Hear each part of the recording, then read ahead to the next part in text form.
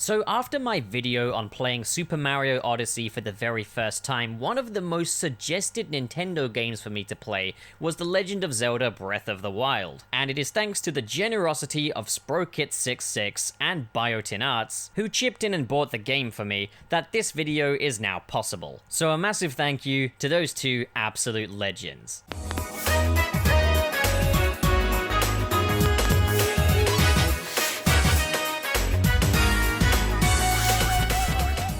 So, I have never played a Legend of Zelda game before. I've been told that there are different Legend of Zelda games that might make a better introduction to the series than this one, but this was the one everyone wanted me to play, and I have a Nintendo Switch, not really any other Nintendo console, and this was the one on the Switch. So, I expected it to be pretty straightforward, have a weekend to play the game and review it.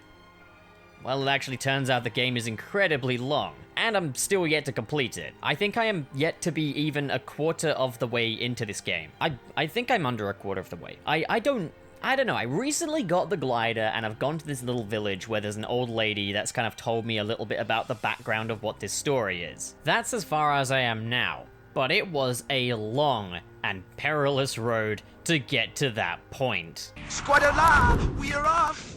You see, one of the first objectives you have in this game is to get a paraglider, so that you can venture deeper and deeper into the vast land of Hyrule. And it's a vast land, alright. I remember at the start of the game they show you the vista, and I'm just like, you don't get to explore all of that, do you? That's... oh my god. Okay, so it's an open world kind of game. That I wasn't expecting. Look, I did no research on this game before getting it, or before starting up the little Kickstarter campaign to do this. All I knew was people had asked me to do this video, and I wanted to do this video. I guess it can be compared to games like Skyrim. Another game I have never played before. This is completely alien territory, so one of the first things you do...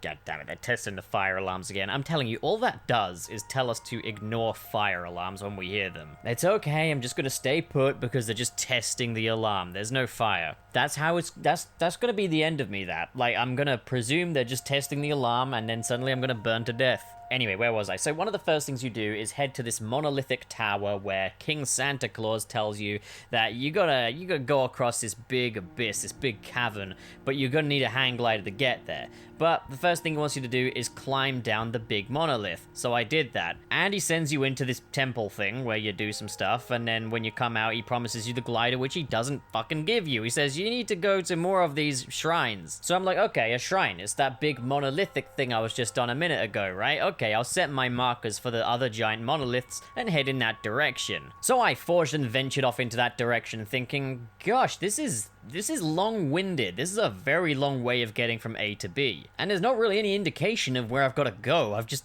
I'm gonna keep following that big old shrine, but there's no clear path to it. But more enemies cropped up and more different obstacles. One of the big learning curves of the game for me was actually keeping warm. I've never encountered this in a video game before, where you actually have to keep warm when the sun goes down. There's an actual time system in this, and I'm really impressed by that. As well as that, you can get exhausted. I find that's another thing. I did a lot of traveling, a lot of traversal, and you do run out of energy pretty quick, so you can't just sprint your way across. This isn't Sonic the Hedgehog. This is the Legend of, well, in this case, Link. So there were a lot of occasions where the sun went down and I needed to go find some fire, and I kind of realized that if I have a little stake and I set it on fire by the bonfire, I can carry it with me and just make my way across. And so I did, where I reached an incredibly icy area. Another thing I noticed was you can't sprint when you've got the fire stake in your hand. When you've got a torch with you, you can't sprint. So I already had the special Sheikah Slate power thingy that allowed me to move some objects, and I reached this point where there was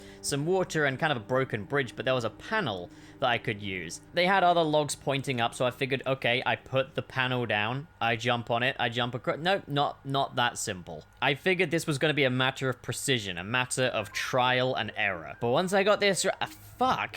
Okay, I don't even know what I did this time. I must have just gotten cold. This is very taxing. This requires a lot of attention to... oh, it's fucking right. There's the second piece of the bridge right fucking there. My god. Okay, so mistakes were made, but I was now continuing on with the next leg of the journey. I'm gonna get to that giant monolith. I will fight demons. I will climb mountains to do so. I will faceplant on the floor just to get to you. I have made a mistake. Do you know how I know I have made a mistake? Because I've gone in a massive circle. I somehow ended right fucking where I fucking... God damn it. You're doing great, Link. Feigning defeat, I looked for a walkthrough. Like, I'm this early on in the game. I haven't even got the bloody paraglider, and I had to quickly consult a walkthrough. Finally realized that I was doing this all wrong. The shrines were not the giant monoliths. They were not the giant glowy things that I can see on the map super easily. I had shot far too far out as far as my little map indicator marker thing went. I actually needed to just look for some shrines that were all pretty nearby. And they were these underground temple thingies where I got the ability last time. It's pretty much the same structure. Oh my god, I was stuck on this for 2 days. Is this it? I'm 24 now. Is this like my gradual transformation into a hopeless baby boomer when it comes to video games? In the subsequent days after this, I sent myself a text when meaning to send my friend a text. I went to review a restaurant on Facebook and ended up posting it as a status instead.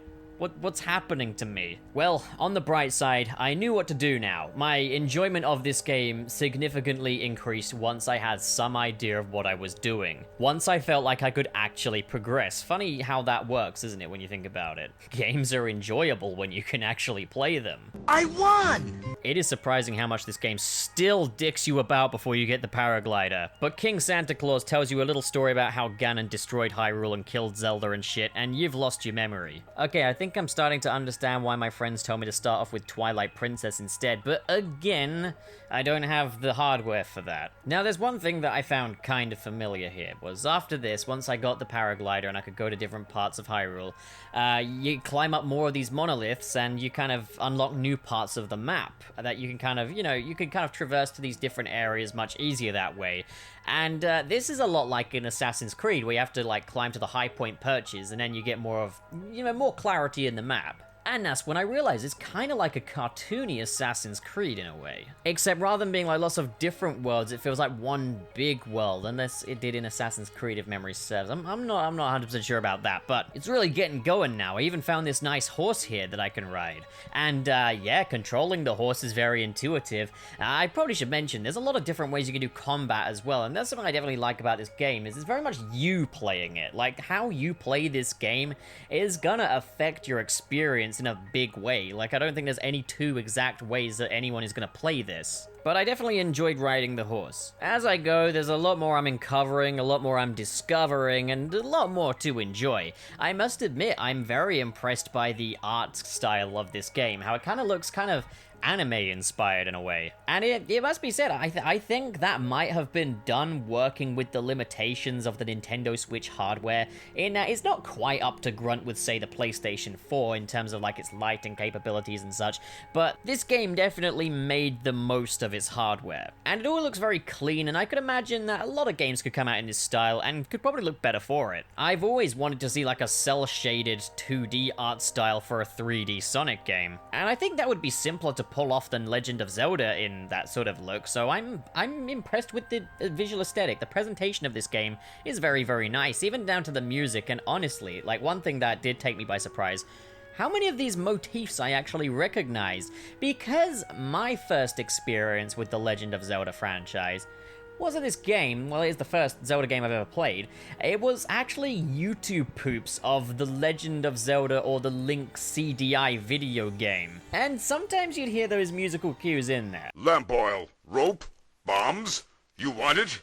It's yours, my friend, as long as you have enough rubies. God, those YouTube poops are a relic, man. I wonder if they're still out there. I'll have to look those up. Like, those were my childhood. That was my secondary school days. I'm saying secondary school. I think it's like high school, but it's a bit earlier. Middle school, I think it would be the equivalent of. Me and my friends used to quote that stupid shit all the time. Or else you will die. It burns! Man, like that, those... Yes, it's all coming back to me now. Like, man, like, it's like Link has not nostalgia. Link has amnesia in this game, and so did I up until playing it. What a game. Well, I'm sorry I couldn't get like a comprehensive review of this thing out. It's going to be quite a while until I get to play the whole thing, I think. And I don't want to rush it, but I wanted to give you guys a video so you could at least kind of feel like you got your money's worth in a way now, before we get to the actual sort of review in itself, I guess. But what do you guys think? Comment below and discuss, and as always, if you enjoyed this video and you want to see more like it, hit subscribe, hit the like button, and in the description below are links to different social media feeds with different content, and you can come and chat with me, as well as a link to the Patreon and a join button for if you're feeling extra supportive and extra generous. But of course, it's a big ask, you don't have to do that. Thank you so much for watching, guys, and have a great day.